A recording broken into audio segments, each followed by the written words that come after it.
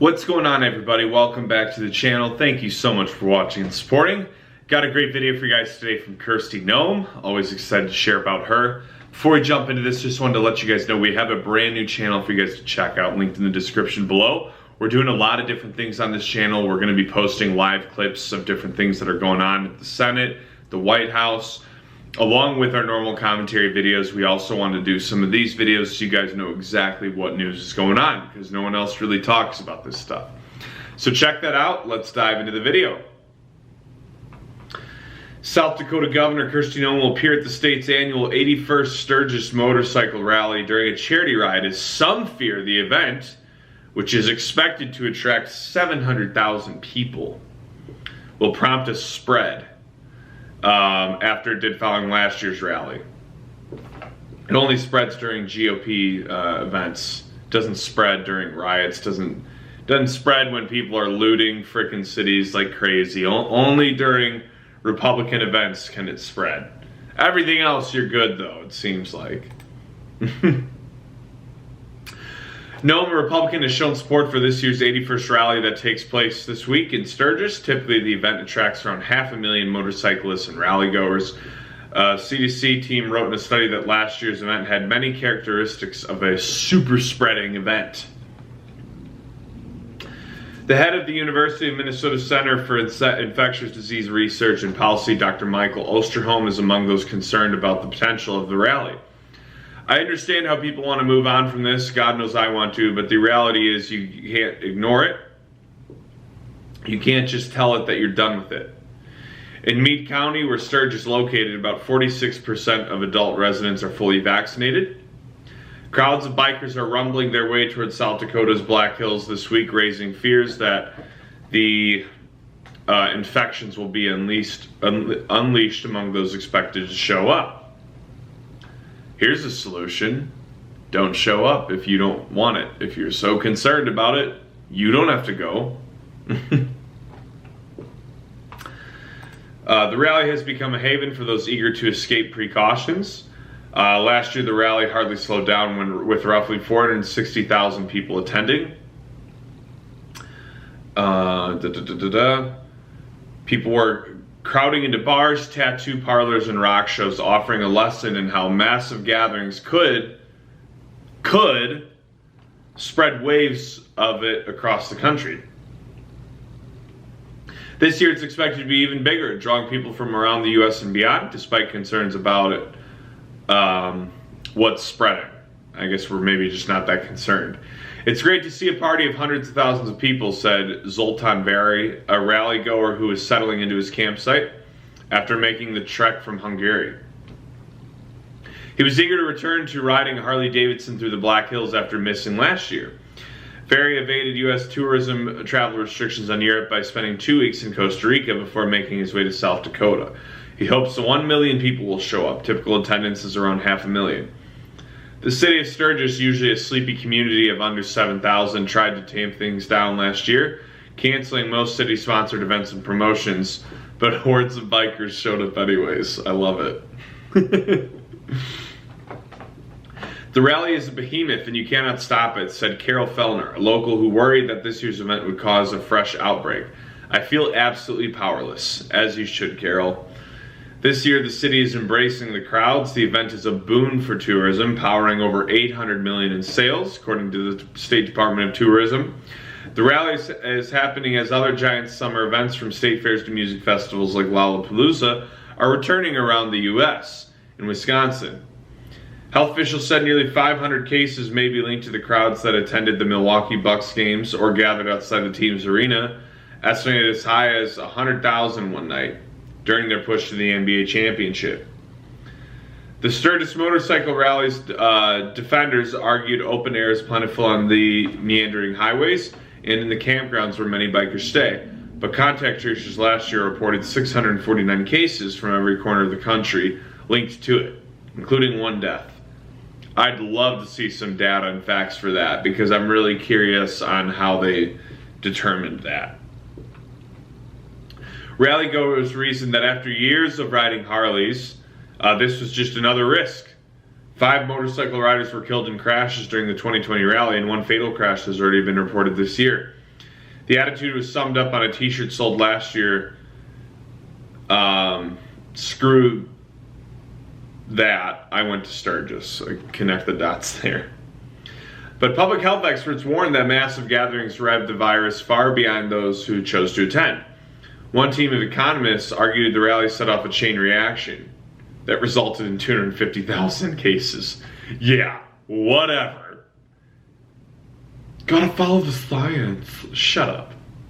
Like, there's no way it set off a chain reaction of 250,000. There's no way you could even come close to proving that.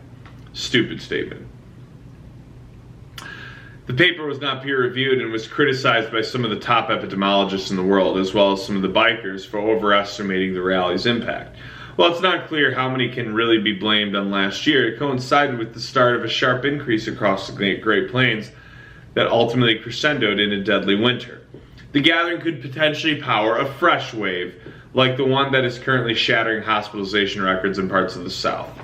The current rate of cases in South Dakota is roughly half of what it was in the days leading up to last year. Deaths have also dropped significantly. They hope it's not clear how many in the Sturgis crowd have received a vaccine, unlike events like Lollapalooza that required attendees to show proof of it or a negative test. Precautions at Sturgis are minimal and optional. That's because it's constitutional. Respect our rights. At least Sturgis gets it, unlike woke Lollapalooza. The biggest step the city's taken was to allow rallygoers to drink on public property, reasoning it will spread the bacteria into the open air. According to CDC, 60.6% of adults are fully vaccinated nationwide.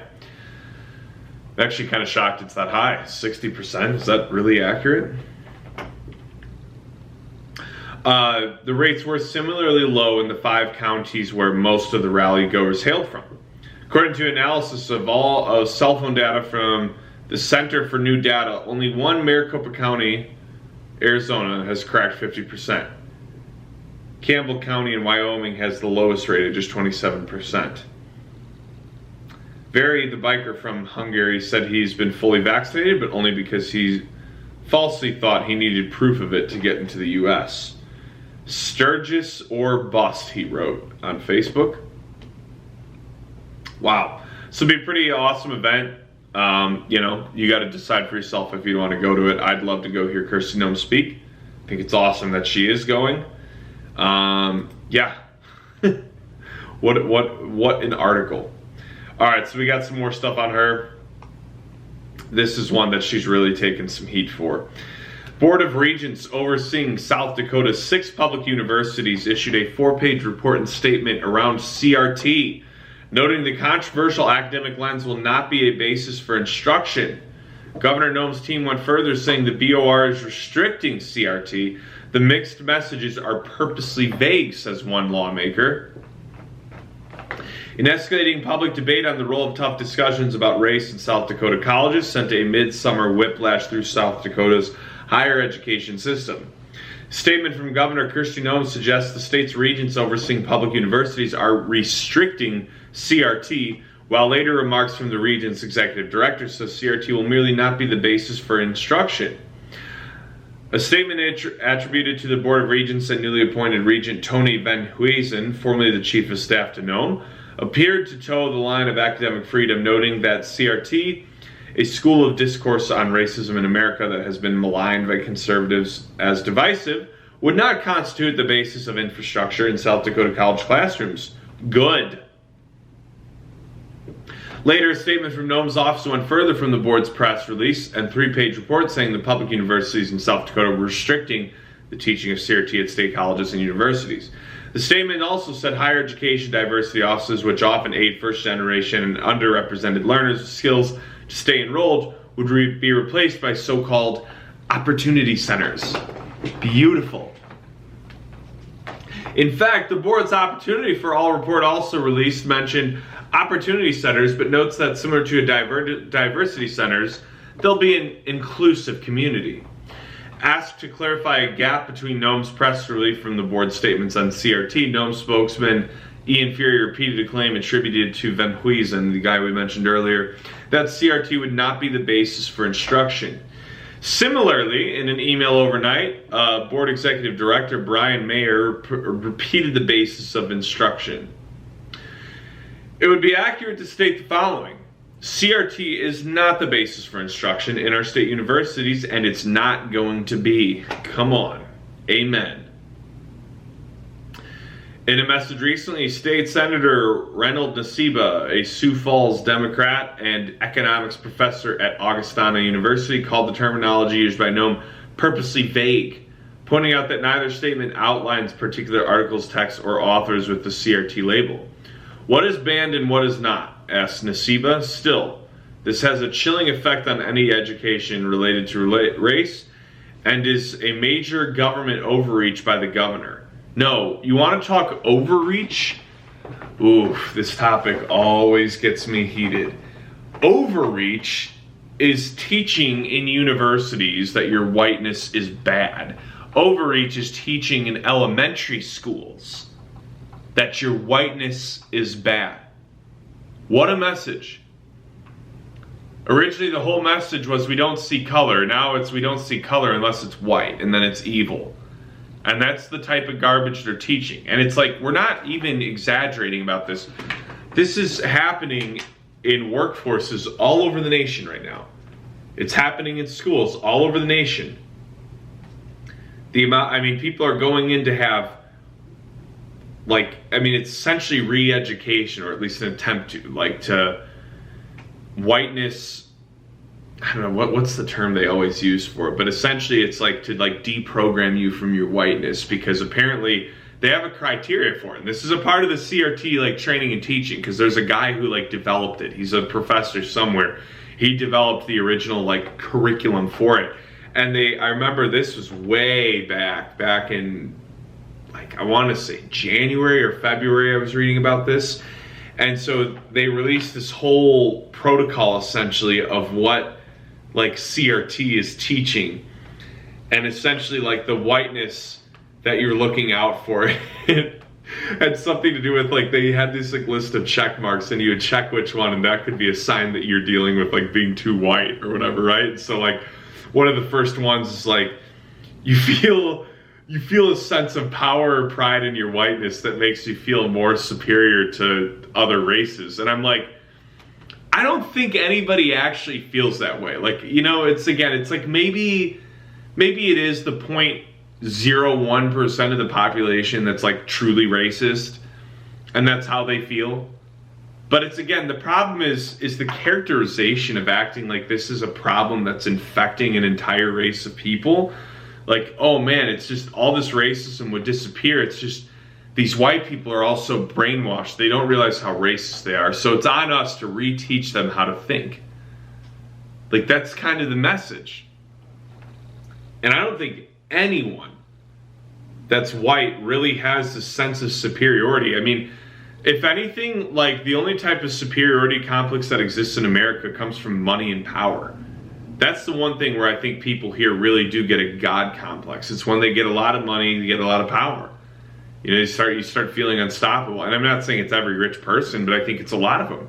I think that type of monetary power is something that our American culture has created that's dangerous. That's a real conversation, in my opinion. But I think to try and make a claim that it's whiteness is ridiculous. We live in an era where legally there's quite literally equal opportunity. I'm not saying that you don't go and occasionally apply for a job and you have a boss who's maybe kind of racist and probably won't hire you. Is stuff like that out there? Sure. Is it 1 in a million? Yeah. Guarantee you that is not the majority of people you would go interview for that would be like that. But there are companies out there that are like that. They have a real crappy, real racist boss. But here's the other side of it. There's companies out there run by someone who's got hatred for someone. You just don't hear about it as much. There's companies out there that probably really wouldn't hire a lot of men. There's companies out there that probably wouldn't really hire a lot of women. There's gonna be different bosses that come from different backgrounds and different scenarios of life that have different opinions. And the reality is, a lot of times they exercise that in ways they probably shouldn't. But what we don't conclude is that there's an inherently racist system. What we include is it's a good system with a few inherently bad people, a few bad eggs. And so we take those few bad eggs and we associate an entire race of people in a nation off of that. You take a few jacked up cops and you associate the entire police force as that. That kind of characterization is so dangerous. To really pop in and say, just because this happened in minuscule percentage of cases, we're now going to deem that an entire country of white people is racist. We need to reteach our children how to think. We need to get rid of cops. We need to have all our workforces go and do trainings on how to be less white. Seriously? It's just absurd. The statements itself are absurd. There's a reason that immigrants from all over the world would risk practically dying to get here. They would risk dying to get here because it's not racist and because it is free. As much as that bothers you and makes your blood boil, this is a free country of equal opportunity. You can create and become whatever you want. And in the same note, you can be lazy and destroy yourself. The choice is on you. And no one's going to come and babysit you and tell you you can be great. No one's going to come and babysit you and tell you you can go get your dream job. You got to go out and work your tail off. The American dream isn't built on it being easy. The American dream is built on it is possible, and we won't stop you. But it is possible. Do you understand that in a lot of countries, it is quite literally not possible to dream? You can't say, I want to be an entrepreneur. You can't say, I want to major in this. You don't get choice in a lot of these countries. Here, you get choice. Doesn't mean it's easy though. But don't confuse ease, lack of ease, as essentially a disability. Don't assume that just because it's not easy, that means that the system's built against you to hurt you. It's not how it works. The American dream is built off having a work ethic. It's built off having a backbone. And unfortunately, it seems like no one in my generation has either of those. So it's easy. Because here's the thing. I'm not pointing at one particular person. More than anything, I'm pointing at a generation, because unfortunately, it is my generation that pushes this message. It is the kids in college. It is the millennials that are so prideful and think they know better than everyone. And it's every color, everyone in my generation. I swear. I swear. Obviously, I'm generalizing. It's not all of us. There are people like me out there and Dylan. But for the most part, most of our friends, most of the people we know are all about that message. And all I see when I look at them is a bunch of people that won't work and want to claim that the system's out to get them. Be a decent person, work your tail off, respect people, and I promise you won't run into trouble and you will only excel. But if you can't work hard, and if you rock out and you're just an entitled jerk to everyone, you're not going to get far. You're not going to excel. If you walk around demanding, saying, I deserve this or that, you're not going to get far. You go out at McDonald's, you demand minimum wage. You know how many people have risen to the top starting at nothing in McDonald's? There's a really cool story about a girl who worked there, started as bare minimum job level at McDonald's. 4 or 5 years later, she's got this massive managerial corporate position. That's the American dream. You can literally start at McDonald's and excel your way to the top. That's the American dream. But you know how you do it? Not demanding $15 an hour. You know how you do it? Not being lazy. You know how you do it? Not being on your phone while you work.